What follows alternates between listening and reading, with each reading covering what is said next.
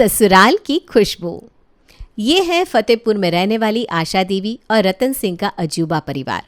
आप लोग ये सोच रहे होंगे कि हम इस परिवार को अजूबा कहकर आपसे क्यों मिलवा रहे हैं। अजूबा इसलिए क्योंकि जैसी हरकतें ये परिवार करता है ना, वो कोई सामान्य इंसान कर ही नहीं सकता। आशा के 2 बेटे हैं, अमित, अभिषेक, और एक बेटी है निशा। बड़े बेटे अमित की शादी मोनिका से हो चुकी है। अब मोनिका भी इसी परिवार का हिस्सा हो चुकी है, यानी कि अजूबे परिवार का हिस्सा। मोनिका की शादी को 3 साल हो चुके हैं और पिछले 3 सालों में ऐसा कोई दिन नहीं बीता जब उसने आशा देवी के परिवार में शादी करने के पल को जी भर के कोसा ना हो। वैसे आमतौर पर शादी करते समय हम किन बातों को देखते हैं? यही ना, परिवार में सभी लोग पढ़े लिखे हैं कि नहीं, घर अच्छा है कि नहीं, परिवार अच्छा है कि नहीं, लड़का अच्छा कमाता है कि नहीं। मोनिका के पापा ने भी इन्हीं सभी चीज़ों को ध्यान में रखने के बाद ही उसका रिश्ता अमित के साथ पक्का किया था। लेकिन वो बेचारे कहाँ जानते थे कि हर वो चीज़ जो दूर से चमकती हुई दिखाई देती है वो सोना हो, ऐसा कोई ज़रूरी तो नहीं है। शादी के बाद आप लोगों ने कहा कि शादी में आप सिर्फ 5 लोगों को लेकर आएंगे। इस बात पर तो मेरे पापा मान गए, लेकिन अब तो हमारी शादी हो चुकी है, अभी भी शादी की बधाई देने या मुंह दिखाई करने के लिए कोई भी नहीं आया। क्या आपने हमारी शादी के लिए किसी भी रिश्तेदार को इन्वाइट नहीं किया? इसके पीछे कोई खास वजह है क्या माँ जी? देख बहू, अब तो इस घर में आ गई है, इसलिए जितनी जल्दी घर के तौर तरीकों को समझ लेगी ना, तेरे लिए उतना ही अच्छा होगा। रिश्तेदारों का ज़रूरत से ज़्यादा हमारे घर में आना जाना, ताक झाँक करना मुझे बिल्कुल भी पसंद नहीं। मैं नहीं चाहती कि मेरे घर की खुशबू बाहर किसी भी आदमी को पता चले। घर की बातें घर में रहे, इसके लिए बाहर वालों का घर में आना जाना ना हो, ये बहुत ज़रूरी है। तुझे पता भी है आजकल की दुनिया में कोई किसी का नहीं है। लोग दूसरों के घर में आते ही इसलिए ताकि हमारे घर की खुशबू उन्हें मिल सके। बात समझ में आ रही है तेरे? मैं कुछ नहीं समझ पा रही हूँ माँ जी। हमारे घर की खुशबू मतलब? अरे खुशबू मतलब हमारे घर की बातें। तेरी मुंह दिखाए में अगर 4 औरतों को बुलाकर बिठा लूँगी तो तुझे क्या लगता है वो तेरा मुंह देखने के लिए यहाँ आएंगी? अरे औरतें दूसरे के घर जाती इसलिए ताकि पता लगा सके दूसरों के घर वाले क्या खाते हैं, क्या पीते हैं, क्या बातें करते हैं। तेरी शादी में क्या दहेज मिला, बहू सुंदर है, गोरी है, मोटी है, नाटी है। हर आदमी सिर्फ यही सब देखने आता है मुंह दिखाए में, बहू को आशीर्वाद देने कोई नहीं आता। ऐसी कोई बात नहीं है माँ जी, दुनिया में सब लोग एक जैसे नहीं होते। और वैसे भी ये सब तो सामाजिक रस्म व रिवाज हैं, उनको तो निभाना ही पड़ता है। अब 1-2 लोग खराब है, इसके चक्कर में हम सबसे नाता रिश्ता तो नहीं तोड़ सकते। बहू रानी, मुझे पाठ पढ़ाने की कोशिश मत कर। जैसा तुझसे कहा जा रहा है वैसा कर।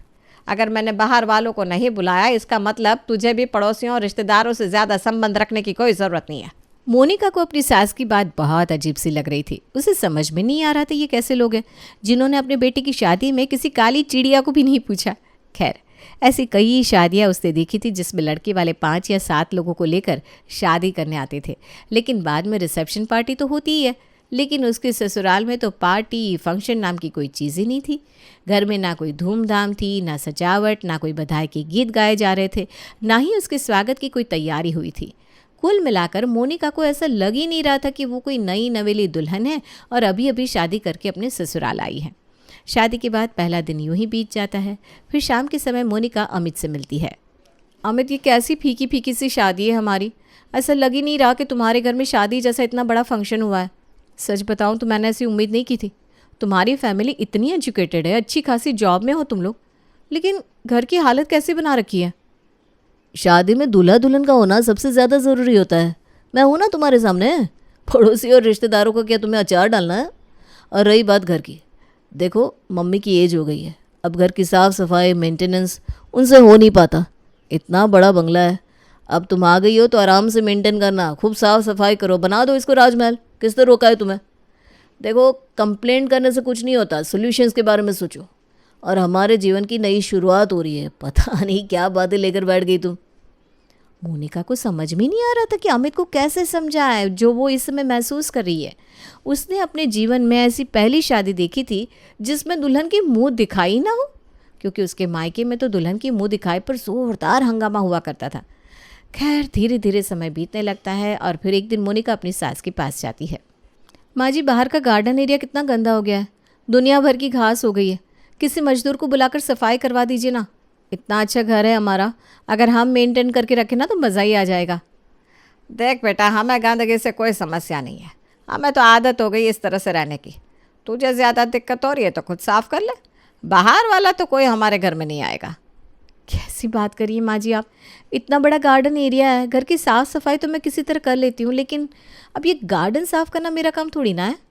अब तेरा काम नहीं है तो क्या मेरा काम है? देख, तुझसे साफ होता है तो कर ले, वरना जाकर अपना काम कर, मेरा दिमाग मत खा। 2 महीने तक गार्डन को जंगल बनते देख अब मोनिका से बर्दाश्त नहीं हुआ तो वो खुद ही जाकर गार्डन की सफाई करने लगती है। अरे तुम आशा की बहू हो ना? जी नमस्ते आंटी जी। अरे अच्छी खासी पढ़ी लिखी हो, कैसे रहती हो बेटा 24 घंटे इन 4 दीवारों में बंद होकर? बाहर निकला करो, आया जाया करो। और एक बात बताओ, इतना बड़ा गार्डन बना कर रखा तेरी सास ने, उसकी सफाई करने के लिए कोई काम वाली नहीं लगा सकते? ये बहू बेटियों के काम होते हैं क्या गार्डन को साफ करना? ऐसी नाजुक सी बच्ची है, इससे फावड़ा चला रही है, शर्म भी नहीं आती उस आशा को। जाने दीजिए ना आंटी जी, कर लूँगी मैं। बहू को पड़ोसन से बातें करते देख आशा तुरंत मोनिका को आवाज़ लगाती है। किसने कहा था तुझसे बाहर गार्डन की सफाई करने के लिए? माँ जी 2 महीने हो गए आपसे कहते हुए कि किसी मजदूर को बुलवाकर ये झाड़ियाँ और घास को साफ करवा दीजिए। जब किसी को इस घर में कुछ दिखाई नहीं देता तो मुझे तो करना ही पड़ेगा ना। कोई ज़रूरत नहीं तुझे ज़्यादा होशियारी दिखाने की। और वो पड़ोसन क्या कह रही थी तुझसे? कुछ नहीं माँ जी, बस वैसे ही हाय हेलो कर रही थी। मैंने बताया था ना, तुझे इन औरतों की आदत होती है, दूसरों के घर की खुशबू ढूंढती रहती है। हाँ, तुझे अपने घर बुला रही थी ना, तेरे बहाने हमारे घर की बातें जानना चाह रही है। खबरदार जो आज के बाद तूने किसी से बात की तो। माँ जी मैंने ऐसा क्या कह दिया जो आप इतना नाराज़ हो रही हैं? मैंने तो उनसे कोई बात भी नहीं की।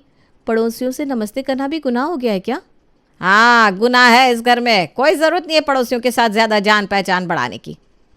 सास के अजीबोगरीब व्यवहार के बारे में शाम के समय बहू मोनिका अपने पति को बताती है। देखो मोनिका, जैसा मम्मी कहती है वैसा ही किया करो। क्या ज़रूरत है तुम्हें भी ज़्यादा पेन लेने की? मम्मी तुम्हारे ऊपर कोई दबाव तो नहीं बना रही कि तुम पूरे घर को साफ करो, चमका कर रखो। उन्हें नौकरानी पसंद नहीं है तो ठीक है, तुमसे भी जितना होता है उतना करो, बाकी छोड़ दो। लेकिन मुझसे ये उम्मीद मत करो कि मैं तुम्हारे लिए घर में कोई नौकर लेकर आऊँगा। वैसे माँ की बात पूरी तरह से गलत भी नहीं है। ये काम वालियों की आदत बड़ी ख़राब होती है। 4 घर में जाती है तो 4 घर की बातें इधर से उधर करती हैं। पति की बातें सुनकर अब तो मोनिका ने भी अपना सर पीट लिया था। उसे समझ में आ गया था कि इस घर के सभी लोग नीम चढ़े करेले हैं, जिनके ऊपर उसकी एक भी बात का कोई असर नहीं होने वाला। लगभग 1 साल तक दीवारों में सर पटकने के बाद अंत में मोनिका ने हार मान ली थी और वो इसी माहौल में रहने की आदी हो गई थी। 3 साल बाद आशा का छोटा बेटा अभिषेक, जो पुणे में रहकर नौकरी करता था, अपनी माँ को फ़ोन करता है। मम्मी, मैं मनीषा से शादी करना चाहता हूँ। आप लोगों को कोई प्रॉब्लम तो नहीं है ना? देख बेटा, तुझे शादी करनी है वो तो ठीक है, लेकिन शादी होगी तो हमारे ही ढंग से। जैसे हमने अमित की शादी की थी वैसे ही तेरी भी शादी करेंगे। शादी में फिजूल का कोई ताम झाम नहीं, बल्कि मैं तो कहूँगी तुम दोनों कोर्ट मैरिज कर लो और तू बहू को लेकर सीधा यहाँ आ जा। मनीषा बचपन से ही अनाथ थी। एक रिश्तेदार ने उसकी पढ़ाई का खर्च उठाया था, इसलिए वो भी कोर्ट मैरिज के लिए तैयार हो जाती है शादी के बाद। मोनिका भाभी एक बात कहूँ, आप बुरा तो नहीं मानेंगी? नहीं बोलो ना, क्या बात है? एक बात बताइए, घर इतना गंदा क्यों है? हर जगह धूल मिट्टी गंदगी पड़ी हुई है। इतने गंदे घर में आप कैसे रह पाती हैं? देखो मनीषा, इन सब चक्करों में मत पड़ो, अपने काम से मतलब रखो, तभी इस घर में खुश रह पाओगी। मैं आपके कहने का मतलब नहीं समझी भाभी। देख रही हो घर कितना बड़ा है, पूरे 10 कमरे हैं। अब मैं अकेली इन 10 कमरों की सफाई तो नहीं कर सकती। शुरू में मैंने बहुत कोशिश की कि मैं घर को साफ़ सुथरा रख सकूं, लेकिन मैं थक गई। फिर मैंने भी सोच लिया, जब घर में किसी को फ़र्क ही नहीं पड़ता तो मुझे भी इसी हाल में रहना सीख लेना चाहिए। अरे भाभी, लेकिन क्यों रहना इस हाल में? एक मेड हायर कर लेते हैं ना, वो करेगी सफाई। क्या दिक्कत है? घर में पैसे की ऐसी कोई दिक्कत भी नहीं है। भैया और अभिषेक दोनों की अच्छी खासी जॉब है। देवरानी की बात सुनकर मोनिका कुछ देर के लिए शांत हो जाती है। उसके बाद पिछले 3 साल की सारी आप बीती उसे बता देती है। भाभी, आपने तो इतने बड़े बंगले को साफ करने की कोशिश भी कर ली, लेकिन मैं ये सब नहीं करने वाली। कल ही मैं एक काम वाली को लेकर आती हूँ। अगले दिन, ए मैडम, वो आशा आंटी की बहू हो ना आप? अपनी सास से बात की क्या आपने? बड़ी खड़ूस बुढ़िया है वो। अरे तुम ऐसा क्यों बोल रही हो? आपकी सास किसी को अपने घर में घुसने नहीं देती, मेरे को काम करने कैसे देगी? हालांकि नौकरानी फूलमती काम करने में ज़्यादा इंटरेस्टेड नहीं थी, लेकिन मनीषा के समझाने पर वो आने को तैयार हो जाती है। अगले दिन, फुल्लो, इधर खड़े होकर क्या हमारी बातों में कान लगा रही है? जाकर उधर अपना काम करना। मैम साहब, फुल्लो किसी की फालतू बात नहीं सुनती। आपकी बात काहे को सुनेगी मैं? इधर झाड़ू मार रही थी ना। और एक बात, किसी के घर की बातें सुनना या हवा करना, ये सब करने का ना मेरे पास टाइम है ना मेरे को इंटरेस्ट है। देख ले कैसे कैंची की तरह ज़बान चलाती है ये। देखना घर की इतनी इतनी बातें जाकर मोहल्ले में कहती फिरेगी, तब रोना बैठ कर दोनों। फुल्लो घर में काम करती है तो आशा टेढ़ी नज़र से बस उसे घूरती रहती है। अगले दिन, ऐ फुल्लो, मैंने देखा तो अभी पड़ोसन मिश्रा के साथ खड़े होकर बड़ा हंस हंस कर बातें कर रही थी। सच सच बोल, हमारे घर की बातें मिर्च मसाला लगा कर बता रही थी ना। ये आंटी जी, अब मैं किसी से मिलेगी क्या बात करेगी, हंसेगी कि रोएगी, ये भी तुमसे पूछ कर करेगी क्या? और तुम्हारे घर का ऐसा कौन सा राज का बात है जिसके खुलने का इतना डर रहता है तुमको? ए तू निकल काम से, चोर नहीं चुगलखोर कहीं की। मेरी अलमारी और तिजोरी के चक्कर में है तू, मैं समझती नहीं हूँ क्या? चोरी का इल्ज़ाम लगाती ही फुल्लो भी पहले तो जमकर बवाल काटती है और इसके बाद काम छोड़कर चली जाती है। मम्मी ये क्या कर दिया आपने? आपको पता भी है इन काम वालियों का यूनियन होता है। अब ये तो क्या कोई काम वाली नहीं आने वाली हमारे घर। अरे मैं कहती हूँ ज़रूरत क्या है ऐसी चोरने की? हमें कोई दिक्कत ही नहीं है, हम तो बिन पोछे की रह रहे हैं 15 साल से, आगे भी रह लेंगे। तू भी आदत लगा ले, वही ज़्यादा अच्छा रहेगा। अगले दिन पड़ोस वाली मिश्रा आंटी मनीषा से फुल्लो के बारे में पूछने लगती है। अरे बेटा, ज़रूर पिछले जन्म मोती दान किए होंगे तेरी सास ने, जो उसके जैसी पागल के घर में 2-2 पढ़ी लिखी समझदार बहू आई हैं। आप आइए ना किसी दिन चाय नाश्ते पर, मुझे अच्छा लगेगा। अच्छा बेटा, अब तुम इतने प्रेम से बुला रही हो तो शाम को हम प्रसाद लेकर आएंगे। मनसा देवी गए थे ना, वहीं का है। शाम के समय पड़ोसन प्रसाद लेकर आती है। क्या करने आई हो आप? अरे आशा, प्रसाद देने आई थी, दरवाज़ा तो खोल। नहीं चाहिए तेरा प्रसाद, जा यहाँ से। आशा के मुंह से ऐसी बात सुनकर पड़ोसन अपमानित होकर वहाँ से लौट जाती है। माँ जी, प्रसाद के लिए कौन ऐसा करता है? अरे टोना टोटका करके लिए आई होगी पक्का, वरना आज तक हमारे लिए तो भांग तक घिस कर न लाई, तेरे लिए सीधा लड्डू लेकर प्रकट हो गई। खबरदार जो किसी को आज के बाद मेरे घर में बुलाया। ये औरतें हमारे घर की खुशबू लेने आती है और कुछ नहीं। मैंने मना किया था ना मनीषा, क्या फ़ायदा हुआ? मिश्रा आंटी का अपमान हो गया तुम्हारे कारण। कितना बुरा लगा होगा। तुम इस घर में पड़ोसियों और काम वालियों को लाना चाहती हो। जानती भी हो हमारे घर में कभी चाय क्यों नहीं बनती? क्योंकि माँ जी को रोज़ रोज़ दूध वाले का हमारे घर आकर दरवाजे पर खड़ा होना और राम राम कहना पसंद नहीं था। माँ जी ने उसे धुतकार कर भगा दिया और तब से कोई भी दूध वाला हमें दूध नहीं देता। इतना ही नहीं, इलेक्ट्रिशियन, प्लम्बर तक इस घर में नहीं आ सकते। इसीलिए सभी लोग बाहर आंगन में बैठकर नहाते हैं, क्योंकि सारे बाथरूम के नल खराब हो चुके हैं या लीक कर रहे हैं। और क्या क्या बताऊँ तुम्हें। जेठानी की बात सुनकर छोटी बहू सन्न रह गई थी।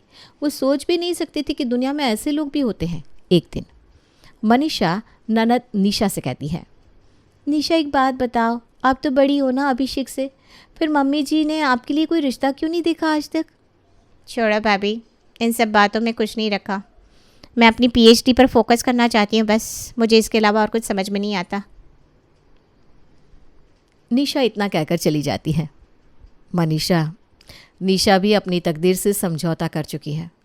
तुझे पता है वो एक बार पीएचडी कर चुकी है, अब दूसरे सब्जेक्ट पर रिसर्च कर रही है। बस खुद को बिजी रख रही है, क्योंकि शादी तो उसकी होगी नहीं। पहले 1-2 बार रिश्ते आए भी हैं, लेकिन माँ जी की इनसिक्योरिटीज़ और घर की इतनी बुरी हालत देखकर सब लौट जाते हैं। हमारा घर घर नहीं, कबाड़ की दुकान ज़्यादा है। भाभी ये कैसी ज़िद है माँ जी की, जिसकी वजह से घर की बेटी की शादी नहीं हो रही। घर में आई 2 बहुओं का जीवन खराब हो गया है। न माँ जी खुद कहीं जाती है, ना हमें जाने देती है। रिश्तेदार पड़ोसी कोई हमसे बात तक नहीं करता। घर इतना गंदा है जैसे कूड़ेदान। आप माने या ना माने, ये ज़िद नहीं, मानसिक बीमारी है। आप बताइए, आप लोग मेरे साथ हैं या नहीं? अरे मैं तुम्हारे साथ ही हूँ, लेकिन मैं भी भाभी। ठीक है, फिर कल बात करते हैं। अगले दिन, माँ जी निशा के लिए बहुत अच्छा रिश्ता आया है, मुझे लगता है यहाँ बात बन जाए तो अच्छा होगा। नहीं, कोई शादी वादी नहीं। पता नहीं कैसे लोग होंगे, क्या करेंगे मेरी बेटी के साथ। उसे जलाकर मार दिया तो देखा नहीं अखबार में कैसे कैसे खबरें आती हैं। माँ जी ऐसा कुछ नहीं होगा, आप ऐसा क्यों सोचती हैं? होने दीजिए ना शादी। नहीं, कहीं नहीं जाएगी मेरी बेटी। हमारे घर में किसी चीज़ की कमी नहीं है जो हम अपनी बेटी को मरने के लिए कहीं और धकेल दें। मेरी बिटिया आराम से अपने घर में रहेगी। निशा तुम बताओ, तुम खुशी खुशी जीवन भर इसी घर में रहना चाहती हो या शादी करके अपना घर बसाना चाहती हो? भाभी, मैं इस घर में अब और नहीं रह सकती। मम्मी और पापा की शक करने की आदत बढ़ती जा रही है। बचपन से ही उन्होंने मुझे स्कूल कॉलेज में कभी किसी से दोस्ती नहीं करने दी, घर में टीवी भी नहीं लाने दिया, रिश्तेदारों से बात नहीं करने दी। यहाँ तक कि आज के ज़माने में भी हमारे घर पर एक भी फ़ोन नहीं है, क्योंकि किसी का फ़ोन आ जाए तो माँ को सनक सवार हो जाती है कि ज़रूर हमारा कुछ नुकसान करने के लिए ही फ़ोन किया है। हंसना, मुस्कुराना, बात करना तक भूल गई हूँ मैं। अब इस नर्क में मैं और नहीं जी सकती। अगर मेरी शादी नहीं हुई तो मैं ये घर छोड़कर हमेशा के लिए चली जाऊंगी। निशा बिल्कुल ठीक कह रही है। मैं भी अब इस नर्क में और नहीं जी सकती। जहाँ देखो वहाँ गंदगी, धूल, मिट्टी। एक कप चाय तक नहीं पी सकते अपनी मर्जी से। मैं भी ऐसा जीवन अब और नहीं जी सकती। निशा, मैं भी तुम्हारे साथ चलती हूँ। आप दोनों अकेले कहीं नहीं जाएंगे, मैं भी आपके साथ चलूँगी। शादी से पहले भी मैं जॉब करती थी, शादी के बाद भी मैं जॉब करूँगी और हम सबका खर्चा निकालूंगी। इन दोनों भाइयों को अपने मम्मी पापा के साथ रहना है तो शौक से रहे, लेकिन अब हम इस नर्क में नहीं रहने वाले। निशा शादी करना चाहती है ना, यहाँ से अलग हो जाएंगी तो कोई अच्छा लड़का देकर उसकी शादी भी करा देंगे। तीनों ननद भाभी मिलकर अपना अपना सूटकेस पैक करने लगती है। बहू और बेटी को घर से जाते देख आशा और उसके पति के मन में खलबली मचने लगती है। ये क्या कर रही हो तुम तीनों? ऐसे कैसे अपना घर छोड़कर चली जाओगी? अरे मैं तुम सबकी दुश्मन थोड़ी ना हूँ। आज तक जो कुछ भी किया तुम्हारी भलाई के लिए तो किया। बस माँ, नहीं चाहिए आपकी भलाई। थक गए बचपन से आपको समझाते समझाते। वादा करो, सबसे पहले आप डॉक्टर के पास जाकर अपना इलाज कराओगी। सिर्फ उसी शर्त पर मैं रुकने को तैयार होंगी, नहीं तो अभी क्या अभी हम तीनों घर छोड़कर चले जाएंगे। बहू और बेटी की बात सुनकर आशा को अपनी गलती का एहसास होता है और वो अपना इलाज कराने के लिए तैयार हो जाती है।